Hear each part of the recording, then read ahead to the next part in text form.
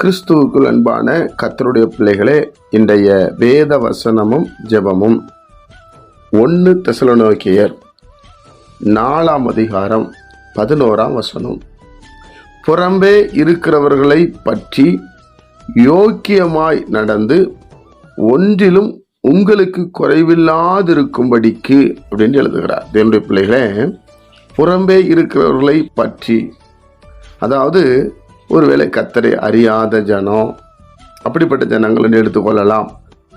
தேவனுடைய பிள்ளைகளே, அவங்களுக்கு முன்பாக யோக்கியமாய் நடந்து, இதுதான் ரொம்ப கிறிஸ்தவத்தில் நாம் செய்ய வேண்டிய ஒரு விஷயம். என்னன்னு சொன்னால், அவங்க எந்த விதத்திலையும் இடரலாக இருக்கக்கூடாது. ஏனென்றால் இயேசு கிறிஸ்துவை எல்லாருக்கும் பிடிக்கும். பிரியமானவர்களே, அவர் 2025 ஆண்டுகளுக்கு முன்பாக பிறந்தார், வளர்ந்தார் என்று புஸ்தகத்திலே வருகிறது. அதனால இயேசு கிறிஸ்துவை பற்றி எல்லாருக்குமே தெரியும். அதனால தான் கிறிஸ்தவர்கள் என்று சொன்னால் ஒரு அடையாளம் வைத்திருக்கிறார்கள். இவர்கள் பொய் சொல்ல மாட்டாங்க, ஏமாற்ற மாட்டாங்க, இவங்க ஆண்டவரை பின்பற்றுறவங்க, சீசர்கள் என்று நிறைய பேர்கள் இருக்கிறது.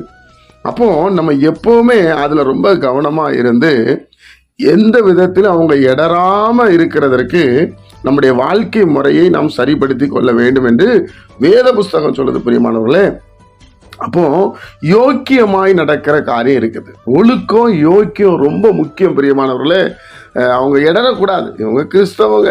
இன்னைக்கு நிறைய பேர் பாருங்க, அந்த கிறிஸ்தவங்களாம் அப்படி பண்றது இல்லையே, நீங்க என்ன ரொம்ப ஓவரா பண்றீங்க இப்படி சொல்லுவாங்க. அப்போ இடரல் அடைகிறாங்களா இல்லையா? அப்ப கிறிஸ்துவை ஏற்றுக்கொண்டவர்கள், கிறிஸ்துவை நம்புகிறவர்கள், கிறிஸ்துவை தெய்வம் என்று நம்புகிறவர்கள் ஒன்று போல நடக்க வேண்டும். தேவனுடைய பிள்ளைகளே, நமக்கு உருவம் கிடையாது. நம்ம ஆண்டவர் உருவத்தில் இருக்கிறவர் அல்ல, நம்ம ஆண்டவர் ஆவியா இருக்கிறார். அப்போ அதே தான் நம்ம எல்லாரும் ஒரே பாலிசியை நம்ம கடைபிடிக்கணும்.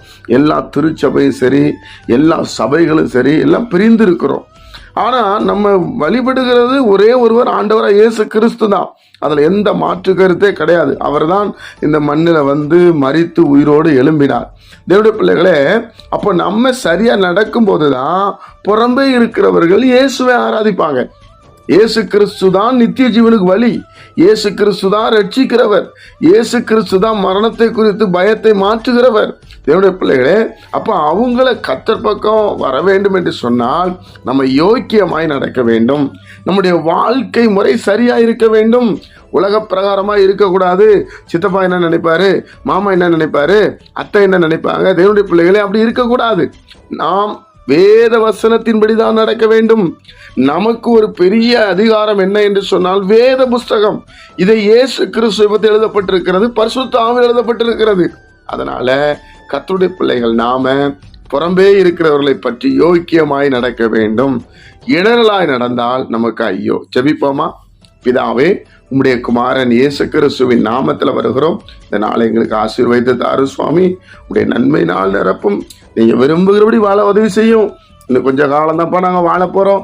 சமாதானமாய் கடந்து செல்ல தேவன் உதவி செய்யுங்க. கேட்கிற ஒவ்வொரு பிள்ளைகளையும் ஆசீர்வதிங்க. இயேசுவின் மூலம் பிதாவே, ஆமேன்.